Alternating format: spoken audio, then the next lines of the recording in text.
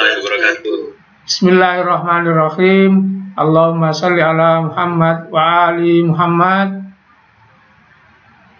Allahumma sholli ala Muhammad wa ali Muhammad.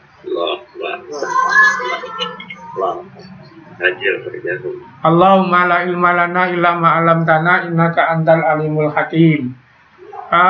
Untuk tanggal 24 yang lalu, karena gurunya rapat, maka saya ngajarnya lewat video. Saya masih ingat tadi videonya saya cek. Insya Allah kalau itu diikuti mudah saja.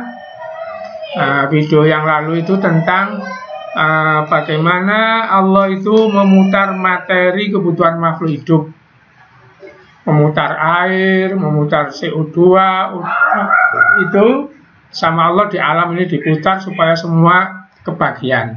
Yang terakhir, bagaimana Allah mengalirkan energi. Jadi minggu yang lalu di video itu ada dua, perputaran materi itu siklus. Kenapa? Karena kalau materi itu bisa kembali. Itu. Ini belum saya tampilkan ya, perhatikan, belum saya tampilkan memang. Oke. Sekarang saya tampilkan. Oke. Oh, itu kenapa kok tertawa itu? Oke. Adewa. Sudah bisa dicek. PPT saya sudah tampil. Halo? Oke, kalau PPT sudah tampil, nanti kita mulai dari ini. Tapi kemarin itu kita bahasnya tentang ini. Bentar ya. Siklus ya kemarin itu. Jadi nih, misalnya perputaran nitrogen gitu. Misalnya lagi kemarin itu perputaran CO2. Nah, ini CO2, nitrogen itu namanya materi. Ini kenapa disebut siklus? Karena bisa balik, bisa kembali. Itu kemarin itu. Kemudian saya ulang ya, kalau materi itu bisa kembali, maka siklus namanya. Contohnya ini, CO2 ini dari udara, nanti diputar-putar kemana? Balik lagi ke udara.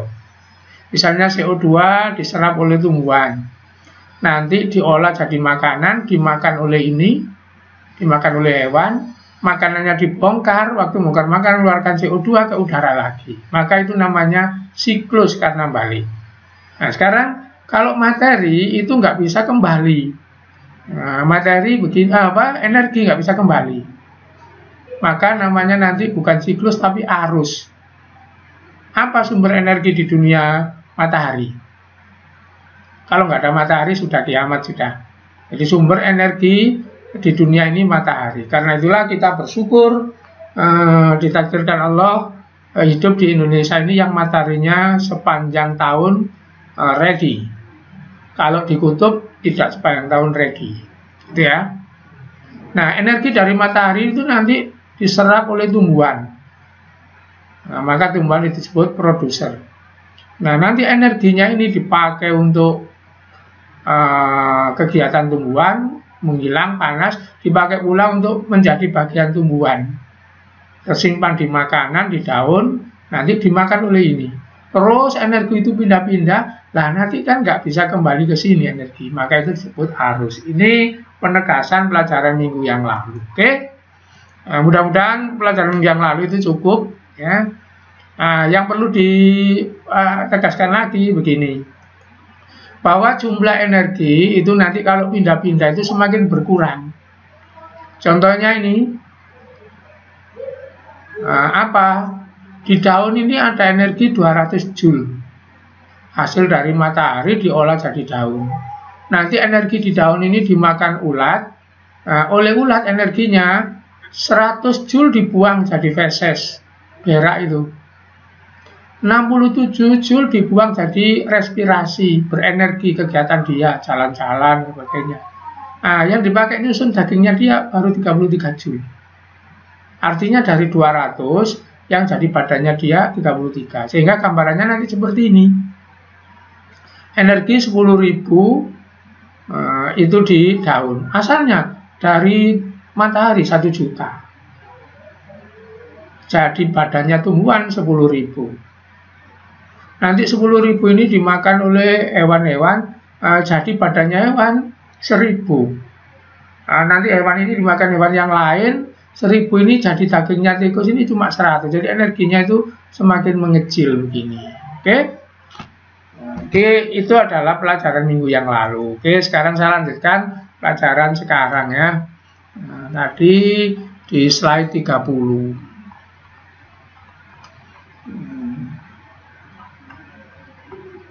Oke. Slide 30 tadi ya. Halo, suara saya masih bisa didengar? Halo? Oke, sekarang saya tanya pada Abdul Somad. Halo Abdul Somad? Iya, Pak. Oke, saya tanya, bisa dibaca nak ini? Bisa. Bisa, coba dibaca, yang saya tunjuk dibaca. Ini apa? Imigrasi. Ini apa? Natalitas. Ini? Emigrasi. Ini? Mortalitas. Ini? Densitas atau kerapatan. Oke, terima kasih Somad. Saya mau terangkan. Ingat pertemuan yang dulu pernah saya katakan bahwa di dalam ilmu ekologi yang dibahas itu ekosistem, pembahasannya itu dimulai dari populasi, kumpulan makhluk hidup. Jadi ekosistem itu nggak bahas individu. Jadi bahas kelompok-kelompok makhluk hidup dimulai dari populasi. Maka memahami populasi itu penting. Contohnya hari ini kita mau memahami populasi ini. Apa? Yang tengah. Kerapatan. Jadi di dunia ini ada namanya kerapatan populasi. Kepadatan penduduk itu kalau orang ya. Apa maksudnya? Jumlah makhluk hidup N, ini jumlah makhluk hidup, dibagi space. Apa space itu? Tempatnya. Saya ulang, kepadatan makhluk hidup, kerapatan populasi itu jumlah makhluk hidupnya berapa per luasnya. Gitu. Sampai di sini ada yang ditanyakan? Halo? Sampai di sini ada yang ditanyakan? Enggak ada. Kalau enggak, Halo? Apa? Halo? Iya Pak, nggak jelas Pak. Nggak jelas? Udah jelas. Oke. Saya ulang. Jadi kita mau membahas tentang kepadatan populasi atau kerapatan populasi, istilahnya densitas. Sejauh apa ini penting? Nah, nanti populasi ini kerapatannya akan mengaruhi macam-macam ya. Apa pengertiannya? Ini nanti jumlah makhluk hidupnya dibagi ini. Saya kasih contoh. Saya mau tanya dulu.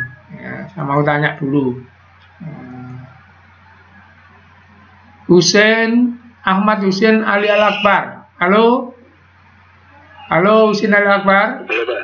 Oke. Saya tanya ya,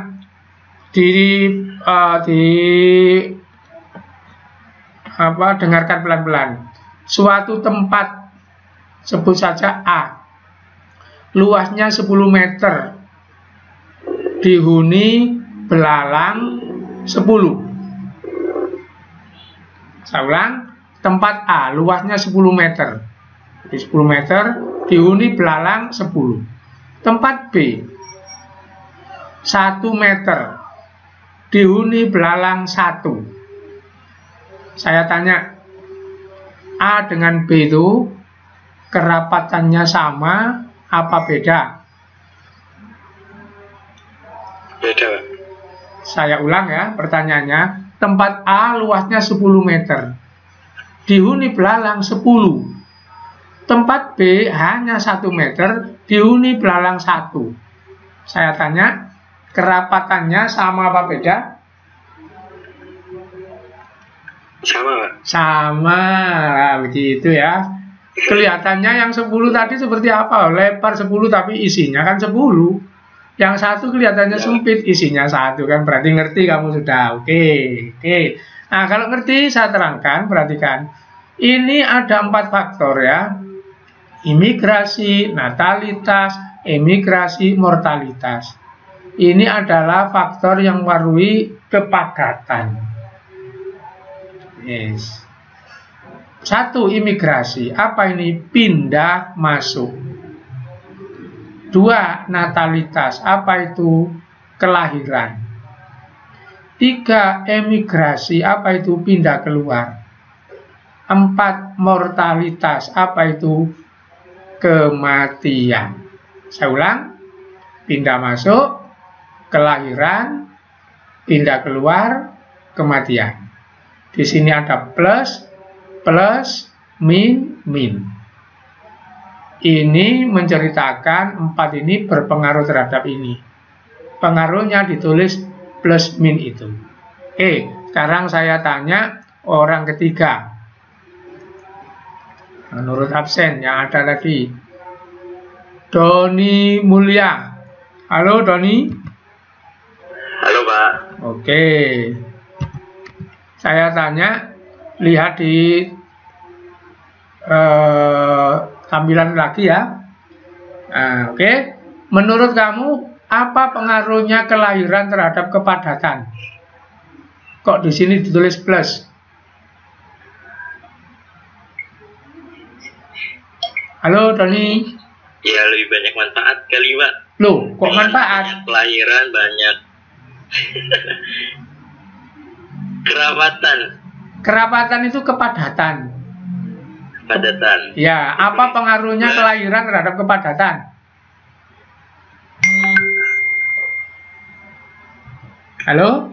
Semakin banyak yang lahir, semakin rapat. Oke, itulah plus namanya. Betul. Sekarang imigrasi. Apa pengaruhnya? Dari yang luar masuk ke dalam, jadinya sama banyak juga. Tambah Banyak yang masuk. banyak, gitu ya. Sekarang apa pengaruhnya emigrasi? Berkurangnya ke kerapatan dengan keluarnya itu. Gitu ya. Begitu juga dengan kematian. Begitu. Oke, berarti ngerti. Jadi kalau penduduk Jawa ini full, tanahnya sempit, salah satunya supaya renggang, ya orang Jawa supaya lekas-lekas mati, kan begitu ya. Nyantet. Gitu. Kemudian kalau di Kalimantan, tanahnya kan luas. Kemudian orangnya kan sedikit. Supaya tambah padat, orangnya harus bikin anak yang banyak. Kan gitu kan? Gitu kan pengertiannya. Paham maksudnya ya? Paham, Pak. Oke, kalau sudah paham. Nah, sekarang ini kita belajar grafik. Jadi ini adalah grafik. Nah ya, ini grafik. Grafik itu menggambarkan hubungan angka-angka ya. Nanti grafik itu memahaminya ada sudut naik namanya vertikal, sumbu vertikal. Kemudian ada mendatar namanya sumbu horizontal. Kalau di pelajaran matematika biasanya ada istilah sumbu X, sumbu Y begitu ya. Pernah diterangkan gitu? Nah, Oke, nah, perhatikan sekarang. Ini ya yang pertama. Nih. Ini populasi dikatakan pertumbuhan eksponensial. Apabila apa? Dia tambah terus. Nah, tahun 1850 sekian, tahun 1900 sekian, 1500 misalnya 27 sekian, terus tambah terus, gak ada batasnya. Nih. Kalau kamu tanya, ini contohnya apa? Penduduk Indonesia. Nah, kamu cari sekarang di Google itu. Sekarang yang ini. Nah, ini ya. Ini apa? Pertambahan itu pertamanya naik, kemudian nggak tambah. Kalau ini misalnya ditanya, ini apa namanya? Itu namanya pertumbuhan sigmoid. Kemudian kalau pertumbuhan penduduk manusia apa contohnya? Ini Korea, Jepang gitu ya. Jadi Jepang, Korea itu penduduknya sekarang nggak tambah. Kemarin saya baca di Kompas, penduduk Korea itu malah tahun ini 20.000. Gitu. Nah, ngerti Korea maksudnya? mana, Pak? Kenapa? Halo? Korea mana, Pak? Korea Selatan. Korea Selatan itu tahun ini. Penduduknya berkurang 20.000. Kalau kita jangan tanya ya. Banyak kalau kita. Jadi kalau kita kabarnya seperti ini, kalau kita naik terus. Nah itu kalau cuma makan orang. Sekarang hewan ya sama. Nah sekarang ya apa gunanya belajar tentang ini tadi, pertambahan ini. Sekarang saya tanya ya, kalau makhluk hidup itu bertambah, apapun, manusia, hewan, tumbuhan bertambah. Kita ngomong manusia dengan hewan saja. Hal yang pertama kali kalau bertambah hewan dan manusia, perlu pertambahan apa, nak? Halo? Makanan, Pak. Makanan, oke, betul ya. Jadi kalau makhluk hidup bertambah itu harus ada pertambahan makanan, pasti ya itu ya. Nah itulah kenapa tadi itu seperti itu. Apa cuma makanan toh? Nanti merambah kemana-mana. Maka kamu bisa ramalkan ya. Bisa ramalkan apa? Di dunia ini kalau manusia itu negara yang maju bukanlah negara yang begini. Jadi negara yang maju itu grafiknya yang mana? Kira-kira yang gampang, yang sejahtera gitu. Iya, yang naik ke atas terus. Yang naik terus ini. Iya, Pak. Kenapa kok maju? Yang tetap ya. Yang ini bahaya. Yang ini hutan dirusak. Nah, itu akhirnya jadi Kalimantan banjir nggak selesai itu ya. Kan gitu. Oke. Gitu ya. Oke, nah sekarang ini kamu tadi sudah benar. Akibat dari pertumbuhan populasi, apa? Ketersediaan sumber daya berkurang. Pasti itu sudah rebutan ini, rebutan itu kan gitu ya. Itu. Maka akan ada apa? Kompetisi antar individu meningkat. Jadi persaingan orang di Jawa dengan di Kalimantan itu tinggian di mana? Di Jawa. Jadi begitu. Di Irian sana hidup tenang itu. Di Kalimantan itu saya pernah masuk ke wilayah yang agak jauh gitu, durian itu nggak laku, geledak-geledak itu karena saking jauhnya. Di sini dibeli 100.000, di sana geledak itu. Saya pernah ya bawa kendaraan dari Kalimantan Selatan ke Kalimantan Timur lewat hutan-hutan. Itu tahun 88. Ada rambutan, ada pemanggis itu. Nggak ada yang ngambil saking jauhnya itu. Sumber dayanya banyak, orangnya sedikit. Kalau di sini jangan tanya. Coba itu mangga di Yapi itu. Kan gitu ya. Gitu ya. Walaupun ada peraturannya gitu. Nah, itu karena orangnya banyak gitu ya. Oke. Sampai di sini bisa dipahami ya. Oke, bisa dipahami ya sampai sini ya. Bisa. Mengapa kita perlu mempelajari pertambahan populasi tadi? Kenapa? Ini ya alasannya ya. Jadi alasannya ini. Berkaitan dengan sumber daya. Iya, macam-macam. Nanti kalau kamu jadi pengusaha itu misalnya, kamu perlu ini. Populasi itu perlu dilihat. Misalnya kamu mendirikan warung, jangan di suatu tempat yang populasinya sedikit, rendah, ya nggak laku lah kok, gitu kan?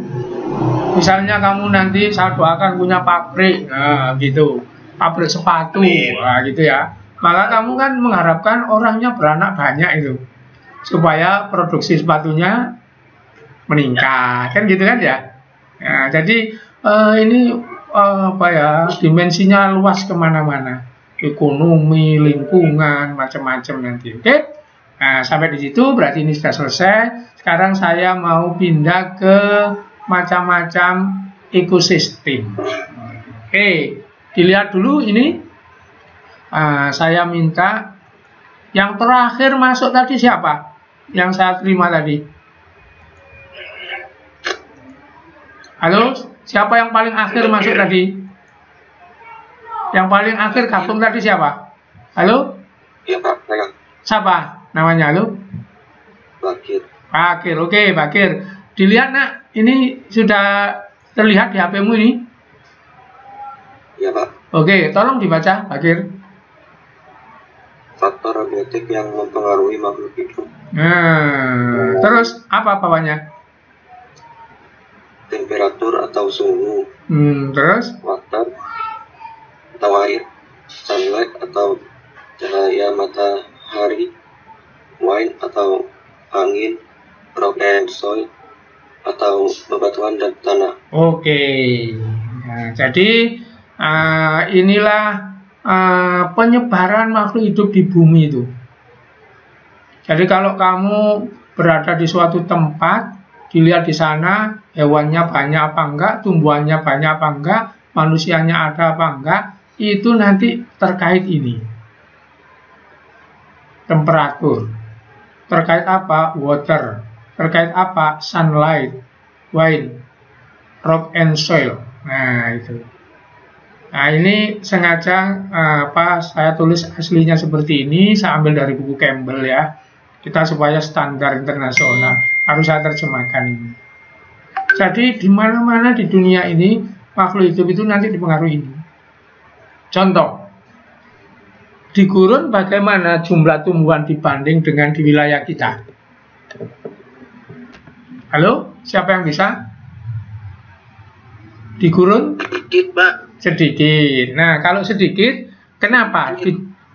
Kenapa? Dijawab untuk faktor nomor 1 itu. Kenapa di gurun kok sedikit? Beda air. Beda pohon, Pak. Beda pohon. Nomor 1 ini nomor 1. Apa? Dan airnya yang kurang. Airnya kurang. Ini dulu. Beda pohon, Pak. Ini dulu loh. Di gurun itu tumbuhan sedikit. Karena apa? Suhunya. Kenapa suhunya di gurun? Kenapa suhunya di gurun? Panas. Terlalu panas. Terlalu panas.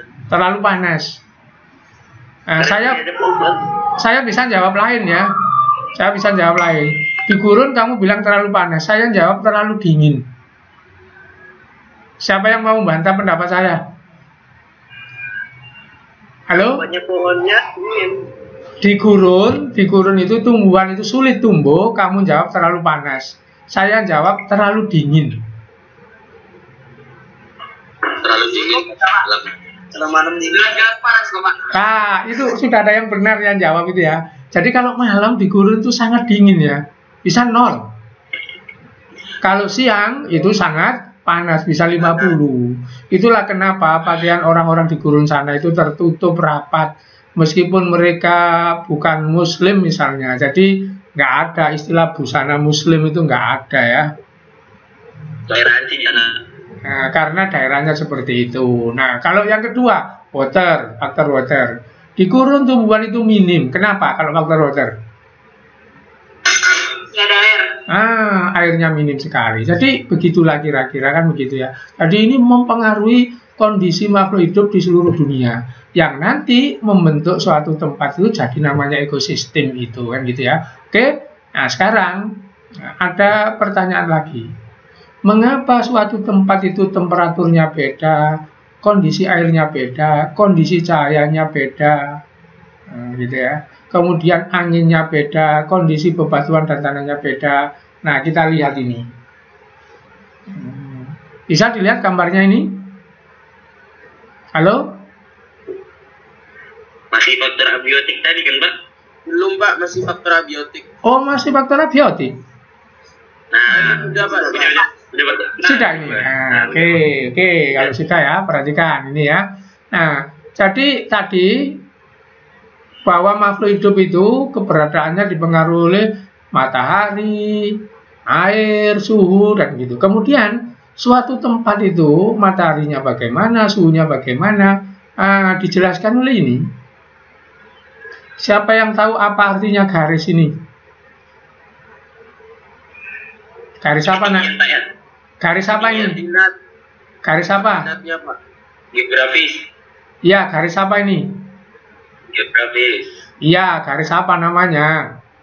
Garis lintang apa garis bujur? Lintang. Garis lintang. Jadi ini namanya garis lintang. Nanti hitungannya itu mulai dari setengah ini. Ini namanya khatulistiwa atau ekuator. Kemudian nanti ini utara khatulistiwa. Berapa derajat? 30. Kemudian ini ke utara lagi berapa derajat? Itu. Ini ke selatan berapa derajat? Nah, ternyata keadaan di bumi ini tergantung pada lokasinya ini. Nah, apa maksudnya? Jadi misalnya kalian di sini ya, misalnya ya, itu nanti kondisinya sama ini, segaris itu akan sama. Apa maksudnya? Suhunya sama, curah hujannya sama, begitu nanti. Jadi letak suatu daerah di dunia ini di lintang berapa, itu akan menentukan ini. Contoh ya, yang gampang. Oke. Bagaimana yang letaknya di sangat utara sini suhunya? Dingin. Nah, rendah kan gitu ya. Suhunya sangat rendah. Di selatan sana juga sangat rendah gitu. Oke. Nah, jadi saya ulang ya. Faktor abiotik bisa dibaca ini. Oke, saya ulang. Makhluk hidup di dunia ini dipengaruhi oleh ini. Temperatur, suhu. Apa itu? Kenapa? Ini geledak. Oh, bunyi geledak-geledak. Ya itu itu ada yang ngebloki kasur itu. Oh. maaf ya. Yang ngebloki kasur ketawa-ketawa itu. Lanjut Pak. Ya. Sudah sadar kok. Oke, jadi makhluk hidup dipengaruhi oleh suhu, oleh air, oleh matahari, oleh angin, oleh tanah dan batu di suatu tempat. Nah, suatu tempat itu suhunya bagaimana, airnya bagaimana, cahayanya bagaimana, anginnya bagaimana, batu-batunya bagaimana, tergantung pada letaknya. Contoh, yang letaknya di kutub utara, kutub selatan suhunya rendah. Yang letaknya di khatulistiwa setiap hari dapat matahari, karena matahari itu berjalan ke sana, nak. Katanya surat Yasin, wasyamsu tajri apa? Wasyamsu tajri mustaqarrillaha. Matahari itu tajri, bergerak. Jadi matahari dari sini ke sana 3 bulan. Maka di selatan, iya, ke utara maksudnya ya. Maka di selatan musim dingin nanti. Gitu. Kemudian matahari itu dari sini 3 bulan ke khatulistiwa. Kemudian dari khatulistiwa ke selatan 3 bulan, maka di sana musim dingin. Di sini musim panas itu. Nanti kalau sudah sampai ke sini kembali lagi ke sana 3 bulan, begitu. Nah, kamu dengan saya hidupnya kan di sini. Nggak pernah jauh-jauh dari matahari, kan gitu. Makanya kondisi kita nggak sama dengan kondisi di sana. Gitu ya.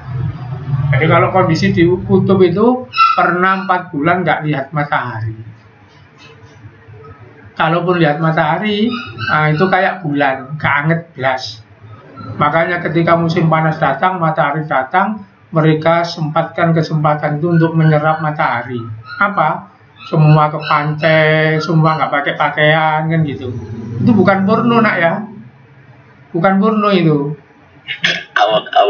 Bukan porno pakai begini itu. Karena apa buktinya? Mereka nggak akan melihat auratnya orang lain kok, karena sibuk menerima matahari. Kalau kalian aja ke sana pura-pura pakai kacamata hitam, kan begitu. Biasa kan Pak, beda sama orang Indonesia. Nah, begitu. Lah kalau orang Indonesia itu lain. Kalau orang Indonesia, ya oke. Kalau orang Indonesia setiap tahun terima matahari, ya nggak perlulah seperti itu kan gitu. Kita sering nggak tahu budaya orang. Oke? Nah, oke, saya lanjutkan ya. Saya lanjutkan. Oke. Nah, ini yang tadi itu. Nah, kalau ini asli dari buku Campbell ya. Nah, ini 0 itu ekuator. Kemudian ke sana sekian derajat, ke sana sekian derajat. North Pole itu sisi utara, South Pole sisi selatan. Nah, begitu ini perjalanan matahari. Gitu, oke. Kemudian apa lagi yang menentukan? Nah, ini yang menentukan lagi. Apa? Ketinggian suatu tempat. Ini. Kalau yang ini letak suatu tempat, ini letak garis-garis tadi kan gitu. Terus ini ketinggian yang sana itu. Apa maksudnya? Dataran rendah semakin tinggi, semakin tinggi, semakin tinggi. Contoh suhunya. Mana yang paling rendah nanti suhunya? Halo? Paling atas. Jadi nanti kondisi di puncak itu bagaikan kondisi di kutub. Begitu nanti. Kondisi di dataran rendah itu bagaikan di khatulistiwa. Maka nanti ini tumbuhannya beda ya. Siapa yang pernah naik ke gunung? Ada? Saya pernah. Oh, kalau pernah, saya tanya, apakah hutan itu berada sampai puncak? Kalau memang kamu pernah? Enggak. Jadi hutan itu di bawah ya. Nanti di atas itu rumput. Di atas sendiri nggak ada apa-apa. Kalau di puncak nanti nggak ada apa-apa.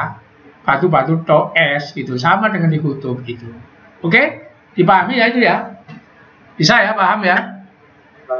Oke. Nah, akibat dari tadi dari letak, ketinggian, kemudian berefek pada suhu macam-macam, maka di dunia itu ada pembagian ekosistem. Ada pembagian ekosistem. Terutama nanti yang ekosistem alami. Kalau yang buatan kan dibuat orang. Jadi yang alami ini bagaimana ekosistemnya tergantung pada suatu tempat itu letaknya di garis mana, di ketinggian berapa. Nanti kita akan tahu di situ hewannya apa, tumbuhannya apa. Nah, kalau sudah lengkap tanahnya, suhunya, hewannya, tumbuhannya, maka kan namanya itu ekosistem.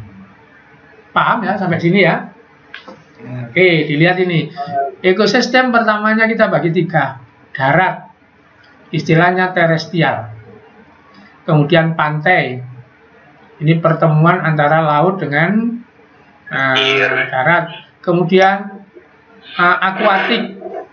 Akuatik ini bisa air tawar, sungai, danau, bisa laut. Ini secara umum ekosistem seperti itu. Kita lihat. Nah, ini dilihat ini ya. Ini di Nusa Tenggara mungkin seperti ini. Jadi ini contoh ekosistem. Ekosistem apa ini? Terestrial, darat. Have large standing crop. Apa? Punya standing ini yang berdiri-berdiri nih. Ini yang banyak. Large itu artinya tinggi. Kemudian last number banyak herbivora. Nah, karena ini ada last standing atau tanaman tegaan begini bisa dimakan, maka nanti banyak di situ pemakan tumbuhan namanya herbivora. Jadi ini suatu tempat yang kaya. Siapa temanmu yang dari Nusa Tenggara? Ada? Halo? Sini bukannya. Kalau kelas 3 ada, kalau kelas 3. Kelas 1 saya belum kenal. Kelas 3 ada Nusa Tenggara. Hauza aja, Pak. Oh iya, di Nusa Tenggara itu ya, di Nusa Tenggara itu saya punya kenalan, itu orang kalau punya sapi itu nggak usah ribut-ribut, dilepas begitu saja. Artinya dia nggak kerja apa-apa, sapinya cari makan sendiri, kuda juga gitu. Maka ada satu orang punya 100 sapi itu. Nah, kalau di Jawa kan nggak bisa seperti itu. Orang harus nyabit rumput kan. Nah, kalau di Nusa Tenggara lepas gitu. Itu. Kalau di Jawa orang harus ngarit. Sana enggak. Nah, ada orang di punya Jawa sapinya nggak mandiri. Oke, saya teruskan ya. Nah, ini ekosistem darat alami. Nanti yang dihitung paling menonjol itu tumbuhannya dulu. Contohnya ini, kalau kita melihat ini, sebelum kita datang ke sana, yang dari jauh kelihatan kan tumbuhan. Kalau kita datang baru nanti ada hewan yang nyusup-nyusup di sini. Jadi ekosistem ini di dunia itu, kalau darat ya, dilihat dari jauh, yang kelihatan menonjol duluan tumbuhan. Karena itulah nanti nama ekosistem diambil dari nama tumbuhan. Contoh, ekosistem hutan kalau seperti ini. Kalau seperti ini nanti ekosistem apa, nak? Halo? Padang rumput, begitu ya. Nah, jadi nama ekosistem itu nanti diambil dari vegetasi. Apa? Tumbuhannya. Maka yang pertama ini dilihat vegetasi pamah. Apa itu? Hutan dataran rendah. Jadi hutan bukan di gunung. Contoh mana? Tepi sungai itu pasti hutan. Tepi laut, bakau itu pasti hutan. Terus berikutnya vegetasi dataran tinggi. Apa ini? Ini hutan di gunung-gunung, datarannya tinggi.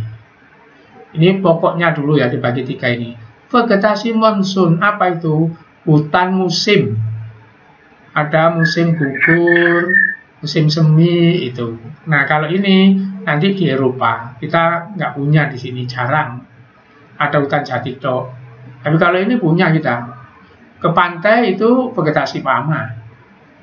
Ke gunung-gunung vegetasi dataran tinggi. Ini yang pokok-pokok dulu. Sampai di sini ada yang bertanya?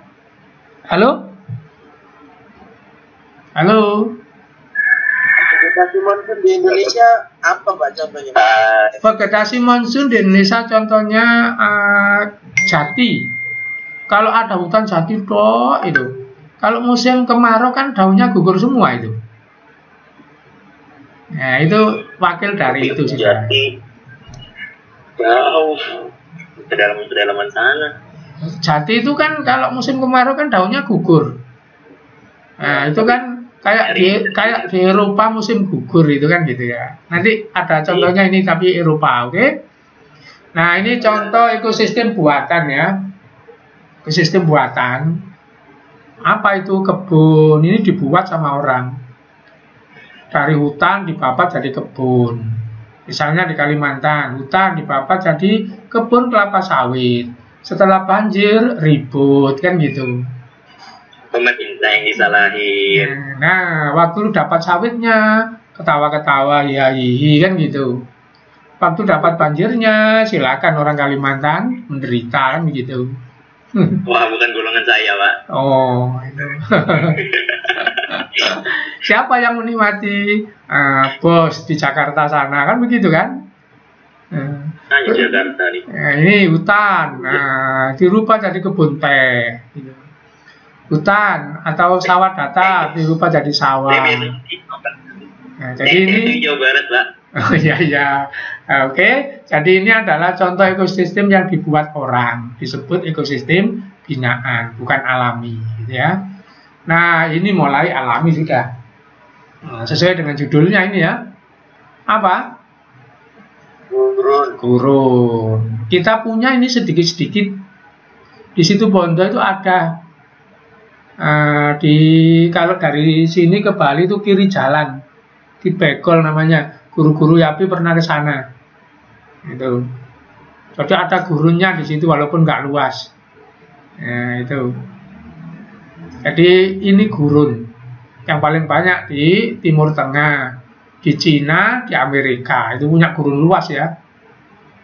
Amerika punya gurun luas ya. Namanya gurun Nevada. Di Cina punya gurun luas namanya Gobi. Afrika punya gurun luas namanya apa, Nak? Halo? Halo? Ya, Pak. Kalau di Afrika gurunnya luas namanya apa? Sahara. Nah, apa cirinya gurun? Coba dilihat ini, cirinya gurun. Saya tanya, saya tanya dulu. Ya, saya tanya satu-satu. Ini kita nilai satu-satu dulu. Gurun ya, cirinya satu. Perhatikan, suhunya rata-rata tinggi apa rendah? Tinggi. Curah hujan rata-rata tinggi apa rendah? Rendah. Tanamannya kaya apa miskin? Miskin. Itu ciri gurun. Beda suhu siang dengan malam bagaimana? Jauh.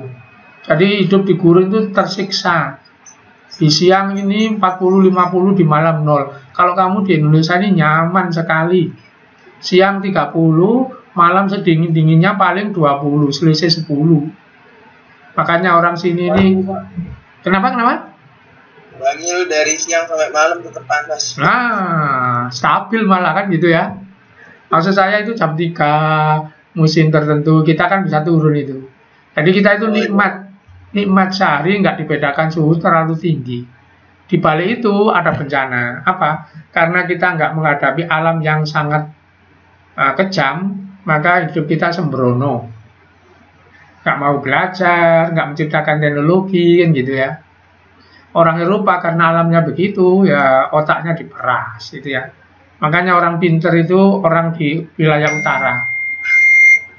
Nah, Indonesia ini karena alamnya oke, ya sudah, regu terus saja kan gitu ya. Kan gitu. Oke, siapa baru masuk? Oke, nggak ada, saya cek ini ya. Oke, tadi gurun. Apa saja cirinya tadi gurun, nak? Gimana curah hujannya?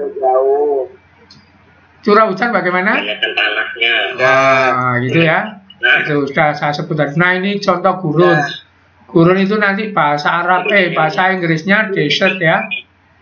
Kalau tanya peta di dunia ini yang punya gurun itu ini.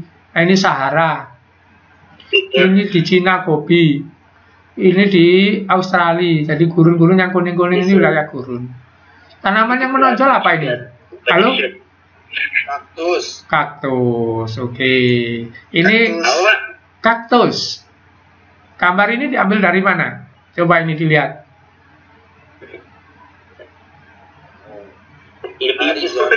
Kecil tulisannya ya. Southern Arizona. Ini Southern Arizona. Arizona itu di mana? Amerika. Oke. Nah, ini gurun. Sudah tadi ya. Mana lokasinya? Cina, Afrika, Amerika. Curah hujan. Kenapa? Cina emang ada gurun? Wow, luas. Ini. Berpuluh-puluh ribu. Namanya gurun Gobi. Sangat luas. Di Cina itu. Nomor 2 luasnya setelah Sahara. Baru tahu saya Cina ada. Oh iya, makanya. Jangan kayak katak, jangan kayak cebong. Kenapa? Gurunnya dekat-dekat pantai. Oh enggak, di tengah. Kalau di Cina. Besar lagi gurun di pantai. Gurun kok di pantai. Kalau di pantai itu hutan pantai, nah. Tadi itu sudah dibahas. Nah ini ciri-cirinya tadi ya. Gurun tadi matahari terik, penguapan tinggi, nah suhu siang dan malam jauh berbeda, gitu. Kelembapan rendah, nah, tumbuhannya tadi kaktus. Faunanya bisa dibaca nggak itu? Bisa, Pak. Apa itu faunanya? Unta, keledai, Nah, oke. Selesai gurun, kita pindah padang rumput ya. Ini padang rumput. Kita punya kalau ini lumayan luas di Nusa Tenggara itu ya. Ini padang rumput.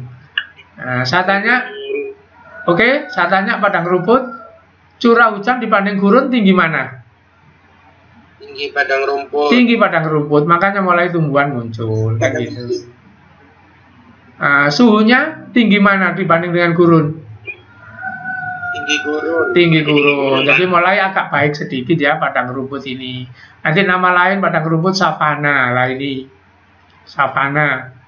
Ini diambil dari negara mana? Ayo, dilihat ini. Kenya. Nah, ini di peta. Padang rumput itu Australia punya, Cina punya. Jadi Cina itu punya semua apa-apa itu ya. Makanya sekarang negara nomor wahid di dunia itu ya. Amerika kalah itu. Afrika jelas. Afrika jelas yang paling banyak savana itu di Afrika ya. Kondisinya savana sekarang. Nah, di mana letaknya? 30 derajat lintang utara sampai 50. Disebut subtropik. Nah, nama padang rumput di Argentina itu pampas. Di Amerika, di Kanada sana prairie. Di Hongaria disebut pustas. Di Rusia stepa. Gitu ya. Di Amerika veld. Jadi banyak negara yang punya. Curah hujan 25 sampai 50, nggak seberapa deras, ini rintik-rintik saja gitu. Gitu. Flora rumput. Fauna ini jelas ya. Bison, gajah, jerapah. Oke, supaya cepat saya ganti. Apa judulnya ini? hujan tropis. Nah, inilah Misalnya hujan tropis. kepunyaan kita. Kita juaranya ini. Kita juaranya ini. Jadi kita juara dunia untuk ini, sekaligus kita juga ngerusaknya juara dunia. Iya. Iya, iya. Saya punya data. Saya punya data ya. 52 juta hektar di Kalimantan, kemarin yang dibabat itu 25 juta hektar. Siapa yang babat? Ya kamu tahu sendiri gitu. Ya kita punya Mafia, Pak. ya luas ya di Kalimantan, di Sumatera, di Irian, di Sulawesi. Wah ini tinggi sekali ini ya. Nah ini yang nanti kalau tumbuhannya yang mati jadi batu bara sama jadi minyak itu ya. Nah, kita lihat. Nah ini contoh ini a tropical rainforest in Borneo. Gimana ini berarti? Kalimantan. Borneo, Kalimantan. Ya. Dekat rumah saya, Pak. Nah ini. Dekat rumah saya, Pak. Ya ini ya. Ini petanya ini. Yang punya hutan di dunia ini Indonesia, jelas India, Afrika, Amerika Selatan. Ini peta di dunia ini ya. Nah, hutan basah nanti namanya. Kenapa disebut basah, Nak? Banyak hujannya. Banyak hujannya. Kalau kita ke hutan itu kan banyak sumber kan gitu ya. Gitu. Ada saudara yang TV. Ini nanti keterangannya. Jadi lokasinya Amazon, India, Indonesia, Thailand, Malaysia, Kongo, gitu ya. Berapa derajat lintangnya ini? Tropis sampai subtropis. Kenapa? Kongo. Kenapa? Amazon gak ada yang Kalau ngomong bareng saya nggak bisa dengarkan ininya. Perhatikan ada istilah kanopi. Apa kanopi itu? Begini kanopi itu ya. Bentar. Kalau kita ada di dalam sini, kita kena matahari apa enggak? Jadi kalau kita ada di dalam hutan sini, di bawah sana duduk-duduk, kita kena matahari apa tidak? Halo? Senangnya aja, Pak. Nah, kita Nggak banyak. nggak akan pernah kena matahari ya. Enggak. Kenapa? Karena ditutup oleh ini. Ditutup oleh ini. Sama seperti dekatnya masjid kita itu kan ada 3 pohon besar itu. Kalau kamu duduk di bawahnya kan seharian kan nggak kena matahari itu. Nah, ini atap ini dari daun-daun itu, itulah yang nanti diistilahkan dengan kanopi. Jadi itu atap alami. Apa akibatnya nanti? Membentuk iklim mikro. Apa maksudnya? Begini, perhatikan. Kalau kamu duduk di sini, kamu ngukur berapa suhunya dengan kamu ada di dalam itu nggak sama. Walaupun jaraknya dekat. Itulah namanya iklim mikro. Jadi berlaku untuk sekup yang kecil. Nah itu karena lindungan dari ini tadi. Itu pengertian dari iklim mikro. Faunanya nokturnal. Apa itu? Hewan yang hidup malam-malam. Jadi kalau kamu malam kelayapan nggak tidur itu berarti kamu makhluk hidup nokturnal. Itu ya. Gitu. Kalau kamu siang malam nggak pernah tidur ngelayap terus itu nanti diurnal. Nah, gitu. Apa hewan nokturnal contohnya? Beberapa burung, babi hutan itu cari makan. Pokoknya ngelulurnya malam itu ya. Kucing hutan, macan tutul, jaguar, kukang ini semua malam hari. Diurnal bisa hidup siang malam ini. Jadi dia keluar siang malam, cari nafkah siang malam. Tupai, kera, elang, betet, tapir. Tapir itu yang seperti babi rusa itu ya, yang moncongnya panjang itu. Nah itu. Nah ini gorila itu. Ini Rangkong apa, Pak? rangkong itu burung. Betet tau, Pak? Kenapa? Betet. Betet itu burung. Burung yang hampir sama dengan kakak tua itu. Itu. Yang badannya warnanya biru kuning itu ya. Yang paruhnya melengkung itu betet. Itu. Lemur ini kera. yang matanya lebar. Itu ya. Kenapa? Gibbon. Gibbon ini sebangsa kera juga ya. Jadi ini orangutan, siamang, gibbon. Nah, ini walali ini. Gitu. Iya begitu. Jadi ini apa ya, keluarganya ya, lemur, gibbon, siamang, orangutan, gorila. Itu apa ya, keluarga gitu ya. Itu. Oke, kita teruskan. Nah ini pemandangan hutan gugur. Nah saya pernah menikmati ini ya, karena pas saya ke Tokyo itu pas di sana musim gugur. Ya, pas musim gugur saya ke sana itu. Ya, tapi musim gugur mau habis. Mau masuk musim semi. Tokyo, Pak. Pernah, saya pernah 10 hari di sana. Ya. Ngapain? Dapat undangan yang anak saya yang wisuda itu. Wow. Keren, Pak. Loh, kan begitu ya. Kalau enggak saya enggak mau ngajar kamu kan begitu, kan harus ngasih contoh. Makanya jangan tidur aja, belajar ya. Anak saya lulusan Yapi loh ya. Semua anak saya lulusan Yapi. Lulusan Yapi, Pak. Iya, semua anak saya 4 itu lulusan Yapi semua. Angkatan berapa, Pak? Waduh, saya lupa sudah. Yapi masa Sama. saat Yapi masa jaya-jayanya, Pak ya. Iya. Nggak kayak sekarang. Jadi anak saya itu ada yang kuliah di sana ya, di Universitas Tokyo University ya. Itu universitas peringkat 6 seluruh dunia. Ya. Jadi saya pas ke sana musim gugur mau habis, pas sakura lagi berbunga. Gitu. Sekarang anak Bapak gimana, Pak? Sekarang anak saya yang dari Tokyo itu di Kalimantan Barat. Nikah udah, Pak? Belum. Lah, Udah ya, Pak ya? Di Kalimantan Barat sekarang. batu bara. Ikut lembaga apa itu dari Amerika itu kerja di sana. Gitu. Wow. Oke, oke, Umur sudah. berapa, Pak? Kenapa? Umur berapa, Pak? Oh ya, umurnya 28. Itu anak yang pertama. Sukses. Sukses. Umur muda kali ini kayak apa sih? Anak yang pertama itu. Gabut, jangan tamat terus. Ya. Kayak apa mau sukses kalian nih? Astagfirullah. Cari diri sendiri juga kayak gitu. Ya sudah. Itu ya. Kalian bisa kok. Bisa, asalkan nggak tidur aja. Makanya. Doakan, Pak, doakan, Pak. Iya. Ya, oke, saya teruskan ya. Hutan gugur ini modelnya. Nah, ini modelnya juga. Nanti nama lainnya hutan gugur itu temperate. Kenapa kok disebut temperate? Ini bermusim 4 itu ya. Negara yang musimnya 4 itu namanya negara temperate. Musim gugur, semi, musim dingin, musim panas gitu. Ini di utara loh. Utara semua ini kan khatulistiwa.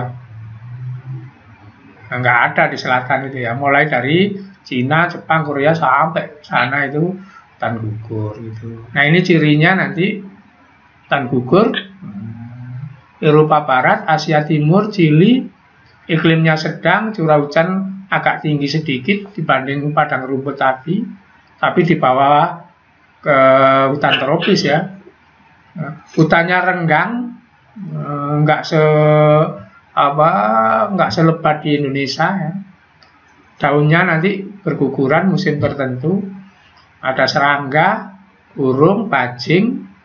Rakun ini ya semacam bajing tapi lebih besar. Nah, musim dingin hewan hibernasi. Apa? Istirahat. Masuk ke gua, nggak makan, nggak apa. Itu namanya hibernasi. Tidur panjang. Mati ya, Pak? Kenapa? Nggak mati. Tidak. Kenapa? Saya pakai contoh beruang. Kalau mau hibernasi badannya digemukkan dulu. Makan sebanyak-banyaknya. Maka nanti badannya nimbun lemak. Masuk ke gua. Nunggu musim dingin habis. Kurus nanti. Karena apa? Lemaknya itu dipakai hidup itu. Itu ya. Itu bisa contoh ya. Biasanya istirahat 3 bulan itu. Itu bisa contoh ya, yang mau kurus bisa diikutin tuh, kan banyak. Terus masuk dalam kamar. Hibernasi itu namanya. Oke. Nah, ini di ujung lagi daripada hutan gugur, taiga. Ultraman dong. Ini paling ujung ini sudah taiga ini. Nanti sama tundra. Wah, ini kalau ini dominan apa ini? Dominan salju ini ya. Ini taiga ini. Jadi sudah ujung utara sama dengan tundra nanti. Nah, taiga seperti ini. Tapi masih ada pohon tinggi. Tapi kalau tundra nanti nggak ada pohon tinggi ya. Lebih utara lagi. Ini sudah dingin sudah. Gitu. Dinginnya abadi maksud saya. Jadi sepanjang tahun sudah dingin. Gitu. Nah, taiga ini kutub. Di mana? Skandinavia. Ini negara Finlandia, Swedia itu ya, Skandinavia itu, pabriknya Nokia itu ya, itu. Rusia, Kanada, Alaska itu, suhu rendah bisa min 60 ya, 0 saja sudah ribut, apalagi ini min, orang bisa beku mati. Halo, kenapa? Flora, pinus, usang. Hewannya ling. Ling ini seperti harimau. Kupingnya tinggi. Serigala kamu tahu, karibo ini seperti sapi yang jembrak itu. Kemudian beruang. Perang-perang kamu sudah tahu itu taiga. Berikutnya tundra. Nah, ini sudah di paling ujung. Kalau taiga masih ada tanaman tinggi, tundra sudah nggak ada, sudah tanaman tinggi. Pernah dengar kayaknya. Kalau di gunung itu di puncak taiga ini. Indonesia nggak punya taiga ini ya. Ya mungkin di puncak Jaya sana gitu ya. Puncak Everest itu taiga. Es abadi sudah. Nggak ada es gitu. Nggak pernah mencair. Nah, ini tadi tundra tadi. Ini ujung gitu ya. Nah, ini masih contoh tundra tadi, saya meletakkannya salah. Nah, ini lokasinya tadi sudah ya, diulang lagi. Savana tadi ini ngulang lagi. Oke, sampai di sini sudah habis ini sudah. Oke. Jam berapa ini? Halo. 10.39. 10.39. Oke. Sekarang tinggal satu ini, habis ini saya hentikan. Nanti di ekosistem itu ada istilah suksesi, nah ya. Suksesi. Apa itu? Perubahan. Perubahan. Contohnya, gunung meletus, maka nanti tanahnya kosong. Setelah kosong, timbul lumut. Setelah lumut, timbul nanti rumput. Kemudian semak, kemudian pohon. Ini pergantian, ini namanya suksesi. Kapan sih kurung dulu? Halo? Kenapa? Nah, berikutnya ada halo? Udah, ada suksesi nanti, suksesi primer, suksesi sekunder. Halo, sudah diam. Oke, sudah diam dulu. Nah, suksesi sekunder, perhatikan, banjir, lahan rusak namun masih ada sisanya. Nah, ini bedanya. Jadi kalau ada lahan habis kemudian timbul baru, itu suksesinya disebut primer. Kalau ada makhluk hidup habis tapi ada sisanya sedikit-sedikit lah, kemudian tumbuh, itu sekunder. Contohnya kalau primer itu gunung meletus, itu kena laharnya yang panas, itu semua habis. Nggak ada sisanya sama sekali, sehingga lahannya betul-betul kosong. Nanti kalau pulih kembali, itu namanya primer. Nah, kalau banjir mungkin ada sisanya. Sisa sedikit-sedikit, 1-2, pulih kembali, nanti itu namanya sekunder. Oke, saya punya contoh ini, suksesi ini, punya contoh gambar ya. Saya keluarkan ini dulu.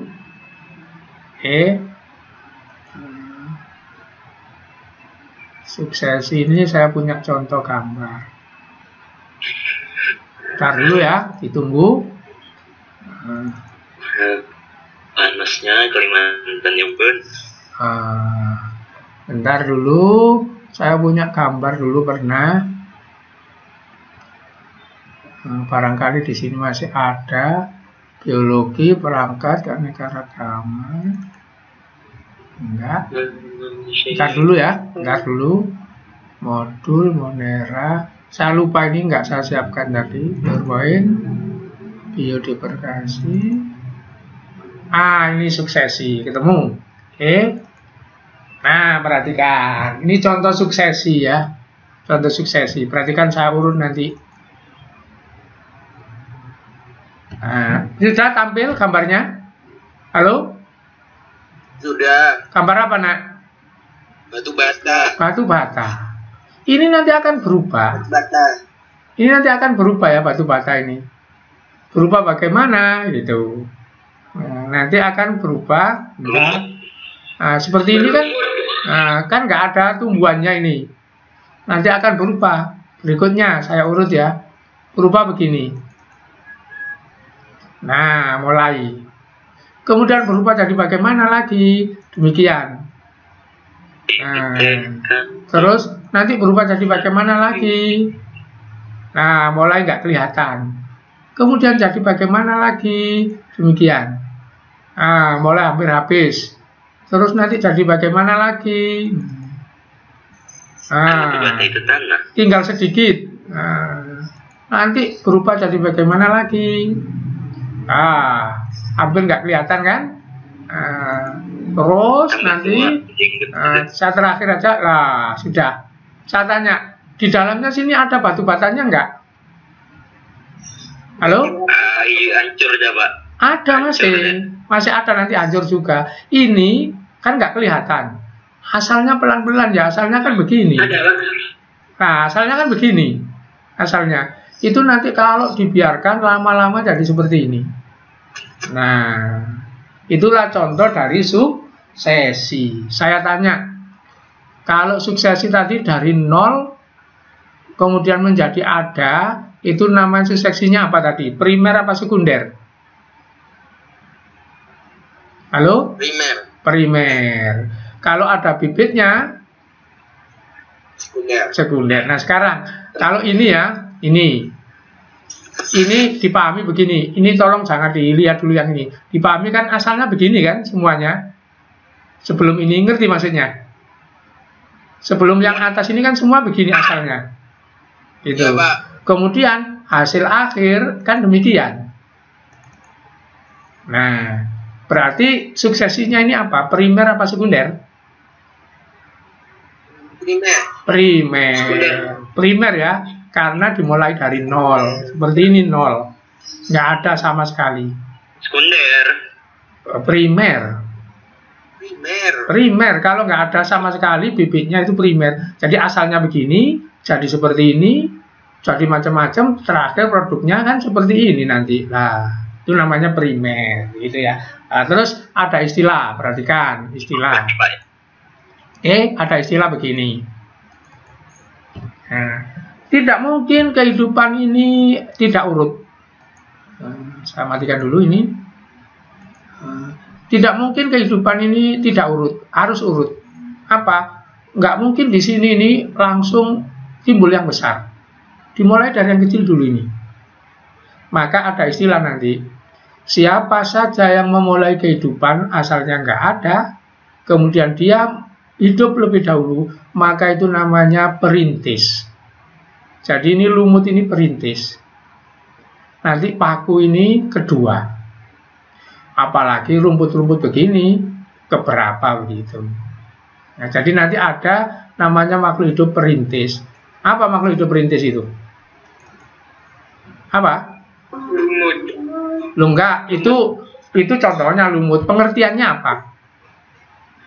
Yang pertama kali. Yang pertama kali memulai. Itu namanya perintis.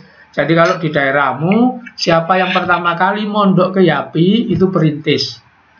Kemudian nanti ponaannya siapa, disuruh semua. Nah itu. Kan kamu kan banyak begitu kan ya? Kamu itu kan banyak yang dulu ada yang ayahnya siapa kan gitu, mondok kan gitu. Oke. Sampai di sini pertemuan kita sudah cukup ini. Ingat untuk jangan datang ulangan ya, karena babnya sudah habis ekosistem. Halo. Alhamdulillah. Nah, begitu ya. Yang akan datang ulangan, yang akan datang. Oke. Nah, untuk kali ini, kenapa? Ya. Kenapa? Ulangannya kayak biasanya kan ya Pak, pilihan ganda. Iya, nanti di GCR ya. Di GCR. Kalau nggak bisa kirim, walaupun dikerjakan ya nggak bisa. Itu. Masa 1 tahun tetap aja bodohnya nggak hilang-hilang kan gitu. Nah, oke. Oke ya. Sebentar, saya mau screenshot dulu untuk absen. Saya tuh Pak. Kenapa? Saya sama Lutfi udah ada mukanya kok Pak. Langsung screenshot aja Pak. Enggak, bentar dulu. Ya. Ini ya. Saya mau screenshot. Tolong wajahnya ditampilkan. Mau saya screenshot. Halo? Saya sudah ada itu Pak. Sudah ditampilkan semua ini. Jangan bantah-bantah. Halo, ditampilkan. Yang lain nahan dulu. Yang lain. Oke. Bakir, Ashraf, Somad. Loh, Jawat lagi kenapa keluar? Oke. Ayo. Ada di sini saya Pak. Ayo nih, yang belum, yang belum. Mau saya screenshot. Beta. Oke wes, karena malu seadanya ini dulu. Bentar. Ini namanya screening full lah itu ya. Oke, plug. Kurang banget. Oke. File save. Sekarang tanggal berapa nak? 231 Pak. 31 Januari. Ini anak untuk ganteng-ganteng ini ya, tampil. Oke. 31. Mandinya udah keren Pak ya. Lagi udah mandi. Oke. Udah. Saya kira cukup pertemuan kali ini. Saya akhiri. Assalamualaikum warahmatullahi wabarakatuh. Waalaikumsalam warahmatullahi wabarakatuh.